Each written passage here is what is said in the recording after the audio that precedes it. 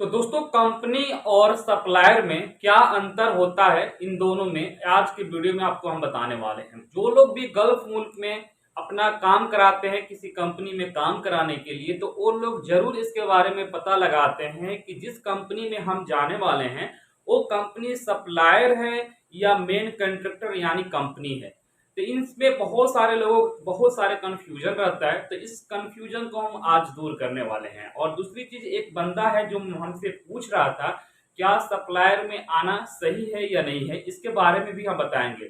तो चलिए वीडियो को मैं स्टार्ट करते हैं। मेरे चैनल पे अगर आप नए होंगे तो मेरे चैनल को सब्सक्राइब कर लीजिएगा और लाइक कमेंट करना बिल्कुल आप मत भूलिएगा। जितना हो सके इस वीडियो को आगे आप लोग जरूर शेयर कर दीजिएगा कि जिसको नहीं मालूम है इसके बारे में उसको पता चल जाए। तो सबसे पहले हम बताएंगे उसको जो मेरे से सवाल किया है कि क्या सप्लायर कंपनी में आना चाहिए या नहीं आना चाहिए। तो मेरे भाई, मैं आपसे बताना चाहूंगा कि सप्लायर, सारे सप्लायर खराब नहीं होता है सबसे पहले।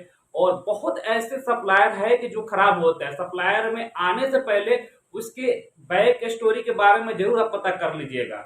अनजान आदमी अगर कोई बोलता है कि भाई सप्लायर है तो आप मत आइएगा, क्योंकि सप्लायर में आने के बाद अक्सर बहुत ऐसे लोगों को बहुत सारे दिक्कत का सामना करना पड़ता है अगर आप कंपेयर कीजिएगा किसी कंपनी से।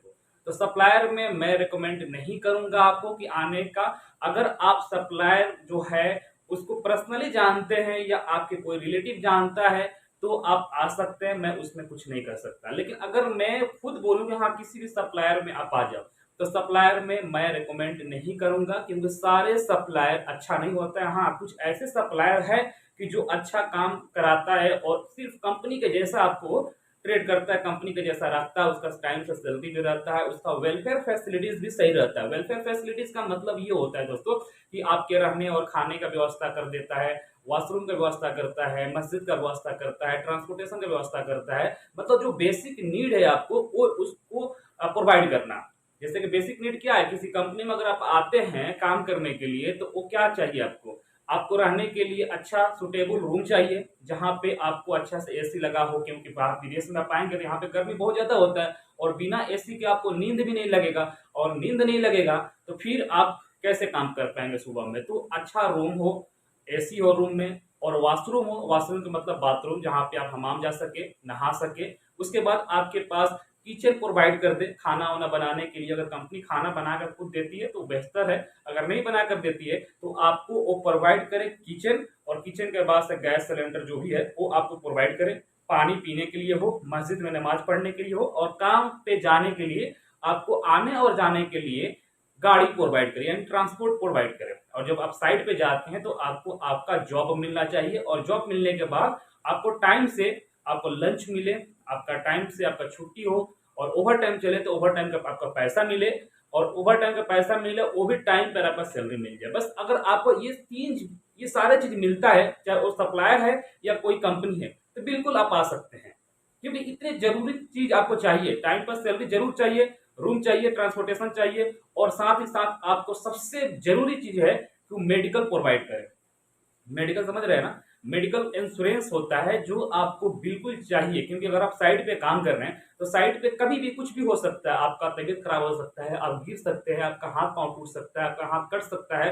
तो अगर आप मेडिकल में जाते हैं यानी हॉस्पिटल में जाते हैं तो वो आपका इंश्योरेंस आपका जो भी बीमारी है तो उसको कवर कर सके और आपको ज्यादा पैसा न फंसाना पड़े। क्योंकि यहाँ पे अगर आप अरब मुल्क में आते हैं और अगर आपको तबीयत खराब हो जाता है, बुखार खांसी भी हो जाए, अगर आपके पास इंश्योरेंस नहीं है तो आपके पास बहुत ज्यादा पैसा होना चाहिए। क्योंकि पैसा नहीं होगा तो फिर आपका इलाज नहीं हो पाएगा। तो इंश्योरेंस बिल्कुल होना चाहिए, और टाइम पर आपका वीजा हो, उसको रेन्युअल करता रहे।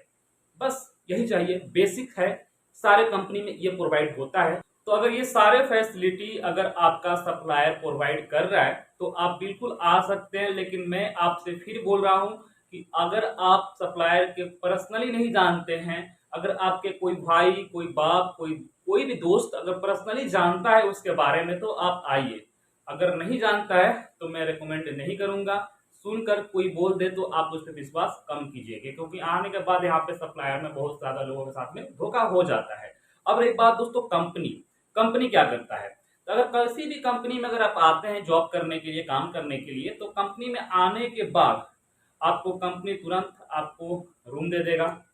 रूम देने के बाद आपको बेड देगा, गद्दा दे देगा, आपको कंबल दे देगा, तकिया दे देगा। उसके बाद आपको वो बता देगा कि आपको कितने तारीख को ड्यूटी के लिए जाना है। उससे पहले आपको यूनिफॉर्म जो होता है, हेलमेट होता है, सेफ्टी शूज होता है, जो पीपीई बोलते हैं, पर्सनल प्रोटेक्टिव इक्विपमेंट, ये आपको कंपनी प्रोवाइड कर देगा। जब आप साइट पे जाएंगे तो समटाइम साइट पे जाने से पहले आपको सेफ्टी इंडक्शन कर दिया जाता है। जो सेफ्टी वाले होते हैं कंपनी को, लोग सेफ्टी इंडक्शन कर देते हैं। समटाइम ऐसा होता है कि जब आप प्रोजेक्ट पे जाएंगे, साइट पे जाएंगे, तो वहां पे आपका इंडक्शन होगा। इंडक्शन का मतलब होता है बेसिक नीड जो होता है, सेफ्टी का रूल रेगुलेशन होता है, वो आपको बताया जाता है उसमें कि आपको साइट पे कैसे काम करना है। और आपको सेफ्टी के बारे में बताएंगे वो लोग, वेलफेयर फैसिलिटीज के बारे में बताएंगे कि साइट पे आपको हमाम लगेगा तो कहाँ जाना है, या नो स्मोकिंग, और जो बेसिक नीड रहता है सेफ्टी के बारे में वो लोग बताएंगे। उसके बाद आपको फोरमैन के हैंडल दे देंगे कि ये भाई आपके ये फोरमैन है और आप इसके साथ में काम करेंगे। जैसे आप लोग काम स्टार्ट करेंगे, काम करेंगे, तो सप्लायर जो होता है ना, आपको वहां पे दिखने को मिलेगा। जो भी सप्लायर के कंपनी में लोग काम करते हैं, तो आपकी कंपनी में वो लोग आते हैं काम करने के लिए। जो भी बड़ा बड़ा काम होता है, चाहे स्टील का काम हो जाए, चाहे मेसन का काम हो जाए, या कोई भी काम हो, तो वहां पे कंपनी में, यानी जो मेन कंट्रैक्टर होता है ना, उसके अंडर में आप लोग देखेंगे कि सप्लायर वाले लोग भी आकर काम करते हैं, यानी सप्लाई वाले लोग आकर काम करते हैं। तो वो लोग आप लोग कंपेयर के अपेक्षा ज्यादा काम करना पड़ता है उन लोगों को, क्योंकि वो लोग सप्लायर वाले रहते हैं और उन लोगों के ऊपर हमेशा फोरमैन इंजीनियर चढ़ा रहता है सब काम कराने के लिए, क्योंकि उन लोगों को ज्यादा पैसा कंपनी देती है। जैसे कि एक अगर स्टील फिक्सर हो, या कारपेंटर हो, या इलेक्ट्रीशियन हो, तो उसको कम से कम नहीं देगा तो 170 रियाल, 180 रियाल सप्लायर वाले लेबर को कंपनी खुद देती है, जो मेन कंट्रैक्टर होता है। तो जाहिर सी बात है, अगर आपको वो 30 रियाल देती है, 40 रियाल देती है, अगर आपका 1200 सैलरी है, तो एक दिन का कितना हुआ, 40 रियाल हो गया। और एक दिन का सप्लायर वालों को कितना दे रही है, 160 रियाल। तो देखिए 4 दिन का बराबर आपको एक दिन का पैसा दे रही है सप्लायर वाले को। लेकिन सप्लायर वाले लोगों को उतना नहीं मिल पाता है, क्योंकि जो कंपनी खुद खोला है, जो सप्लायर वाला है, वो खुद पैसा सबसे ज्यादा रख लेता है। मतलब सप्लायर में जो लोग काम करते हैं, उसको उसके काम के अनुसार मेरे हिसाब से 20 से 30% ही पैसा दे पाती है। सेम सेम आपके जैसा है, क्योंकि वो लोग प्रोवाइड अगर कर रहा है सारे चीज, वेलफेयर फैसिलिटी सब चीज प्रोवाइड कर रहा है, तो बिल्कुल कोई प्रॉब्लम नहीं। 1200-1500 सैलरी अगर आपको लेबर में है तो मिल जाए तो सही है, अल्हम्दुलिल्लाह।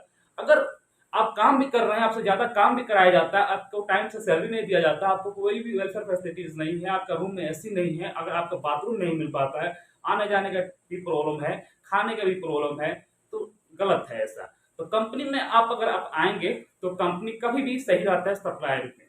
अगर सप्लायर में अगर आना चाहते हैं, तो सप्लायर के बारे में पता कर लीजिएगा।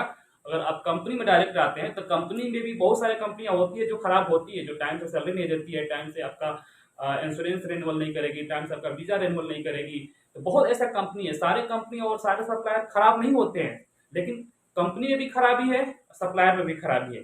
कहीं भी किसी भी कंपनी में जाने से पहले आपको पता लगाना है, अच्छे से पता लगा लीजिए, उसके बाद आइए, ठीक है।